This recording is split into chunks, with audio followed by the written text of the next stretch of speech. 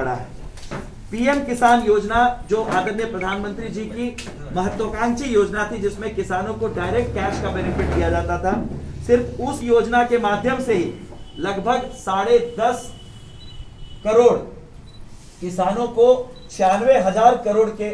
लगभग पैसे direct benefit के तौर पर दिए गए हैं, जिसमें साल में 6,000 रुपए किसानों को मिलते हैं। तो इसके पीछे यही सोच है कि किसान आत्मनिर्भर बने,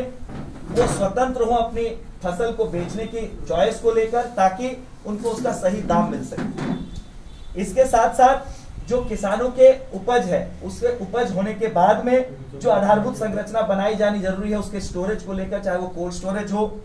या उनकी फसल क्षति को किस तरह से कम किया जा सके, जो उनकी खाद की उपलब्धता हो, सही तरीके की गुणवत्तापूर्ण खाद की उपलब्धता किस तरह हो, इस संबंध में भी व्यापक तौर पर केंद्र सरकार के द्वारा काम किया जा रहा है।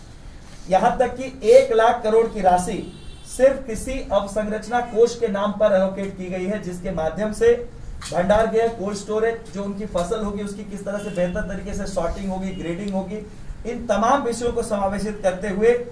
लगभग 3,000 से ज्यादा परियोजनाओं में 1,500 करोड़ रुपए उसके लिए स्वीकृति दी गई है, जो आने वाले दिनों में किसानों को बहुत ही बड़े तरीके से किसानों को एक सर्वांगीण विकास के लिए मदद करने के लिए इस राशि को एलोकेट किया गया है। अब जो बातें इन जो आंदोलन चल रहे हैं, जो विभिन्न किसान संगठन आंदोलन चल रहे हैं, आप में से कई लोगों ने देखा होगा कि अन्य सरकारों की तरह इस आंदोलन को लोकतांत्रिक व्यवस्था का एक स्वाभाविक स्वरूप मानते हुए बातचीत के सभी ऑप्शंस को खुला रखा गया है। लगातार मैं तारीख भी आपके साथ साझा कर सकता हूं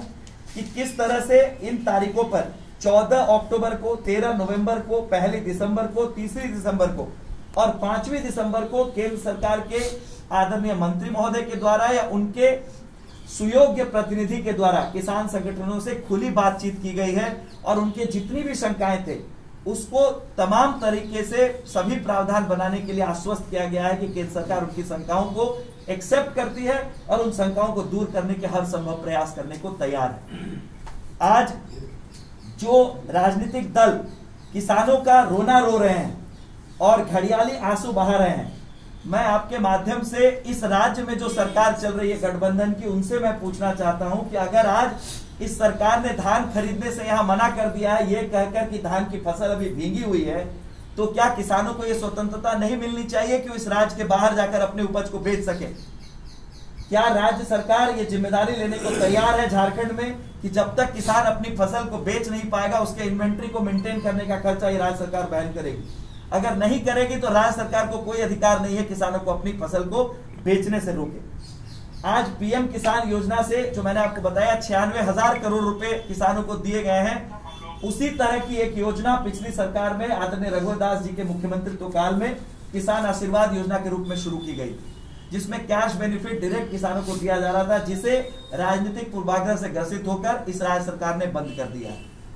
कृषि ऋण माफी की बात थी, माफी की तो दूर की बात है, जो पीएम किसान का पैसा केंद्र सरकार के द्वारा किसानों को दिया जा रहा है, उस पैसे को भी यहाँ पर बैंक्स के द्वारा होल्ड किया जा रहा है। और जो किसान है, अगर उनके नाम पर और कोई सरकारी योजना चल रही हो, चाहे वो प्रधानमंत्री आवास योजना हो या वृद्धा पेंशन जैसी योजना भी अगर चल रही है, तो उस पैसे को होल्ड करके किसानों के अगेंस्ट में उस पैसे को होल्ड किया जा रहा है, उनके केसीसी लोन के खिलाफ। तो ऐसे लोगों को कोई मौलिक अधिकार नहीं है कि वो किसानों की विकास की, किसानों की समृद्धि की बात करें।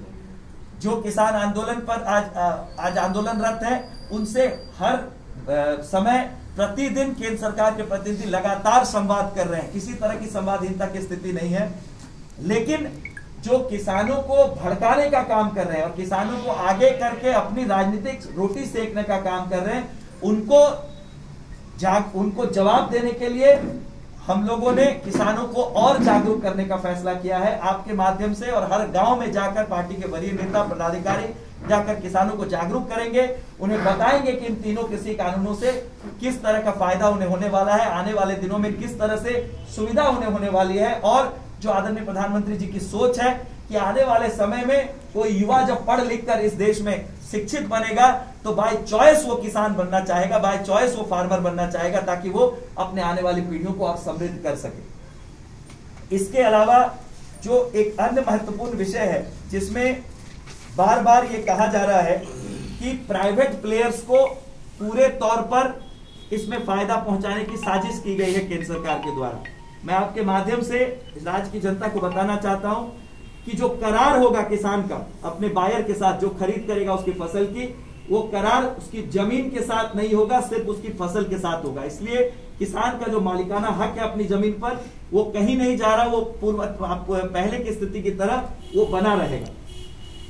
जो प्राइवेट प्लेयर्स है उनके साथ जो किसान अग्रीमेंट करेगा, किसान को स्वतंत्रता होगी किसी भी समय, अगर उसे उसकी फसल की बेहतर दाम किसी और जगह पर मिल रहे हैं तो उस करार को तोड़कर वो उस नई पार्टी के साथ करार कर सकता है। तो किसान ही होगा जो डिसीजन मेकर होगा, ना कि जो व्यापारी हैं, जो प्राइवेट प्लेयर्स है वो डिसीजन मेकर होंगे। इसलिए पूरे तौर पर किसान को उसका एम्पावरमेंट किया गया है, उसका सशक्तिकरण किया गया है, ताकि वो अपनी जो मेहनत है उसका सही फल उसे मिल पाए। इसके अलावा जो विवाद की स्थिति होती है, अगर कोई डिस्प्यूट होता है पेमेंट को लेकर, जो बार बार ये आरोप लगाए जा रहे हैं